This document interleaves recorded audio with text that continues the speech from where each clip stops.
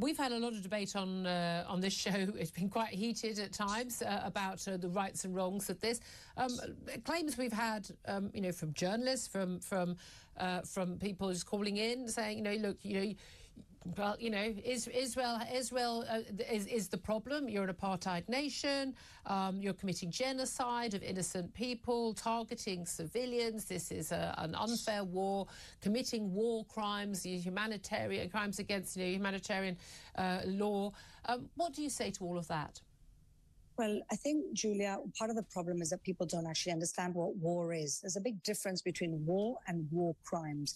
Israel, everything it does, it goes over the top to actually keep within international law. We've let in almost 1 million tons of humanitarian aid in. Objectively, there's been enough aid going in. Objectively, we did not start this war. We did not want this war.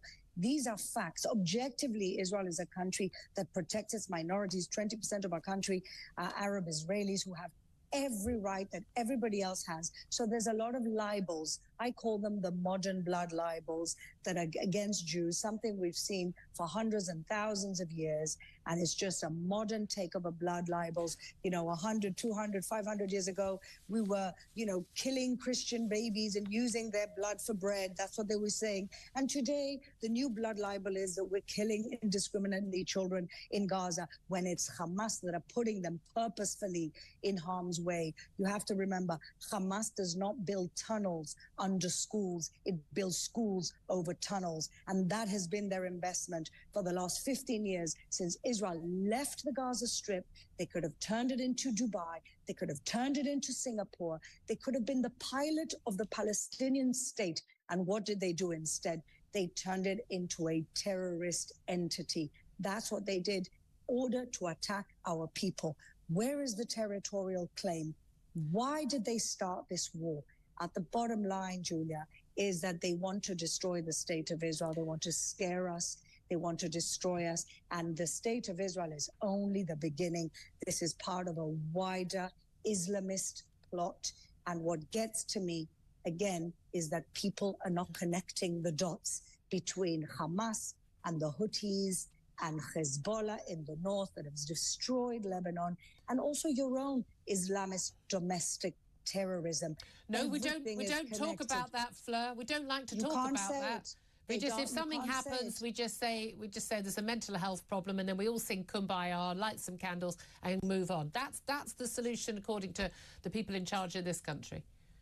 Well, all I can tell you is that when the foreign minister of the Emirates, of the United Arab Emirates, is saying to Europe, don't be so politically correct. You don't understand extremist fundamentalism. This is a moderate Sunni Arab leader saying to the West, you've got it all wrong. You've got to deal with this problem. It's not us, the Jewish state, saying it. It's moderate Sunni countries that are saying you're not dealing with Islamism. Can I ask just finally, a point that's been made by Jake Wallace-Simons of the Jewish Chronicle, who's over in Israel at the moment, that over the last 3 years, Britain has sold more than $3 billion of weapons to Qatar, which is a clear state sponsor of jihadism. We've sold almost £2 billion to Saudi Arabia, engaged in the war in Yemen, in which far more innocent people have died than in Gaza. Turkey, which crushed the Kurds, received £800 million of British arms. United Arab Emirates, again, a dictatorship that has purchased almost $500 million. And yet it is Israel, which has bought £83 million of British arms, that is the subject of this banning, the suspension of these arms exports. Why do you think Israel gets so much attention rather than all these other countries in the Middle East who are doing things which everyone should be concerned about? I mean, I'm concerned about children in Gaza dying, but I don't know why people aren't just as concerned by children in Yemen dying. There's a terrible double standard, Julia, and that is part of this new modern libels of anti-Semitism.